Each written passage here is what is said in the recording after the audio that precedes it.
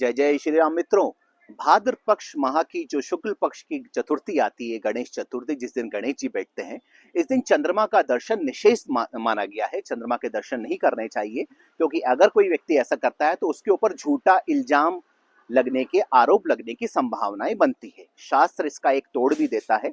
एक कृष्ण भगवान की कथा आती स्यमंतक नाम की एक मणि की, जिसके चोरी का आरोप कृष्ण भगवान जी के ऊपर लग गया था। तो इस कथा को यदि कोई व्यक्ति सुन ले, इस कथा का श्रवण मात्र कर ले, तो इस दिन का जो झूठा आरोप है वो व्यक्ति पे नहीं लगेगा। अब ये कथा कब सुननी चाहिए? या तो आज गणेश चतुर्थी के दिन सुन ले, या फिर जो गणेश जो उत्सव का ये जो समय चल रहा है, मतलब अनंत चतुर्दशी तक के मध्य यह सुन ले, तो उसके ऊपर ऐसा मिथ्या आरोप लगने की संभावनाएं नहीं रहती। हम आपको कथा सुना देते हैं। छोटी सी कथा है लेकिन बहुत प्रभावी कथा है। एक समय की बात थी कि द्वारिका नगरी में दो भाई रहा करते थे। एक का नाम था सत्यजीत, एक तथा दूसरे का नाम था प्रसेनजीत। यह बहुत ही प्रभु की भक्ति करते थे, और इसमें से सत्यजीत भगवान जो थे वह अपने सूर्य नारायण भगवान की विशेष आराधना पूजा करते थे। सूर्य नारायण भगवान ने उनकी पूजा से प्रसन्न होकर उनको एक मणि दी। इस मणि का नाम था स्यमंतक मणि। तो इस मणि का प्रभाव यह था कि स्यमंतक मणि प्रतिदिन सोना उगलती थी। यह बहुत प्रभावी और बहुत दिव्य मणि थी।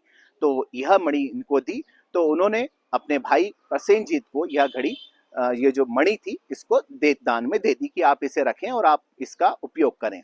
इस मणि को धारण करके एक बार कृष्ण भगवान की कथा में प्रसेनजीत जी चले जाते हैं। कृष्ण भगवान ने देखा कि एक मणि तो वास्तव में बड़ी दिव्य है, और उनसे प्रशंसा करी इस मणि के बारे में, और कहा, उनका मन भापने के लिए कहा, प्रभु को तो कुछ खैर क्या चीज चाहिए, लेकिन प्रसेनजीत का मन भापने के लिए कहा कि क्या आप ये मणि हमको देंगे?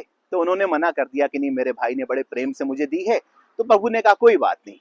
इसके बाद जब प्रसेनजीत जी अपने घर की ओर प्रस्थान करते हैं, तो जंगल के मार्ग में एक शेर ने उनको हमला करके मार दिया, और शेर ने वो मणि ले ली। तो वो जब मार्ग में आगे शेर बढ़ रहा था, तो जामवंत जी की वहां गुफा थी, जो रीछ राज जी थे। जामवंत जी देखा कि इतनी महंगी मणि इसके पास कहाँ से आई, तो उन्होंने शेर हमला करके, शेर को मार के वो मणि अपने पास ले ली और अपनी गुफा में चले गए। उनके बेटी पुत्री का नाम था जामवंती, उन्होंने उनको दे दी।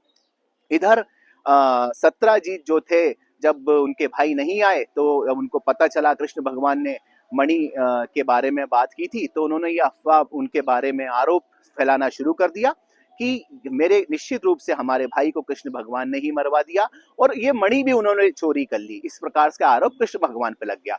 जब ये बात कृष्ण भगवान को पता चली, तो उन्होंने कहा इसकी हमको जाके वस्तु स्थिति देखनी चाहिए। वो जंगल के मार्ग में गए अपने दल बल के साथ, और उन्होंने वहां पे जो सत्राजीत के जो भाई थे प्रसेनजीत, उनको वहां पे मरा पाया, और थोड़ी दूर पे शेर को भी मरा पाया। और वहां पे से एक रीछ भालू के पांव के निशान गुफा की ओर जाते हुए थे। तो कृष्ण भगवान वहां पे गए, और उन्होंने कहा कि ये गुफा के द्वार पे ही आप सैनिक गण यही रहें। 21 दिन तक यदि मैं नहीं आता, तो 22वें दिन आप यहाँ अंदर आ जाना। जब अंदर गए तो उन्होंने देखा जो जामवंती थी मणि उसके पास में थी। तो जामवंती जी ने जैसे ही कृष्ण भगवान को देखा, तो वो चिल्लाई। तो कृष्ण भगवान को देख के जब वो चिल्लाई, तो जामवंत जी वही थे रीछराज जो रामायण काल में थे।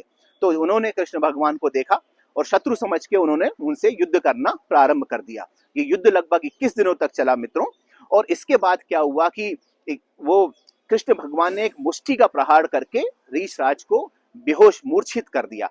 जब वे होश में आए मुष्टि के प्रहार के बाद में, तो उनको अपने गत रामायण काल की बात याद आ गई। तो उस समय भगवान श्री राम जी ने कहा था कि अगले अवतार में मैं कृष्ण अवतार लूंगा, जब मैं मुष्टि प्रहार करूंगा, तब आपको मेरी चेतना याद आ जाएगी कि मैं ही राम अवतार कृष्ण के रूप में प्रकट हुआ हूं। तो इस बात को लेके कृष्ण भगवान के उन्होंने पांव पकड़ लिए। जामवंत जी ने उनसे क्षमा याचना करी, और वह मणि भी उनको दे दी, और अपनी पुत्री जामवंती का भी हाथ कृष्ण भगवान को दे दिया। इधर जब कृष्ण भगवान अपने महल पहुंचते हैं, तो उनने सत्राजीत को बुलावा भिजवाया, कहा कि आपकी मणि मिल गई है, आप आइए। तो जब वो दरबार में आए, तो उनकी मणि कृष्ण भगवान ने उनको दे दी। यह लीजिए आपकी मणि, आपके भाई को एक शेर ने मारा था, पूरी कथा उनको सुना दी। तो इस बात से बहुत ग्लानि सत्राजीत जी को हुई। उन्होंने कहा कि मैंने प्रभु आपके ऊपर मिथ्या आरोप लगाया, यह मणि भी मैं आपको देता हूं, और मैं अपनी पुत्री का भी हाथ आपको देता हूं। तो इस प्रकार से इस मणि की कथा यदि कोई सुन ले तो चंद्र दर्शन के उपरांत जो आरोप लगने की संभावनाएं बनती हैं किसी व्यक्ति पे, वह नहीं रहती। तो यह आप कथा सुने, संकल्प ले ले कृष्ण भगवान की और जो गणेश भगवान की का ध्यान कर ले कि इस प्रकार के आरोप से मुक्ति के लिए मैं ये कथा सुन रहा हूं, तो निश्चित रूप से आपका कोई आरोप आपको नहीं लगेगा। हार्दिक शुभकामनाएं। जय गणेश।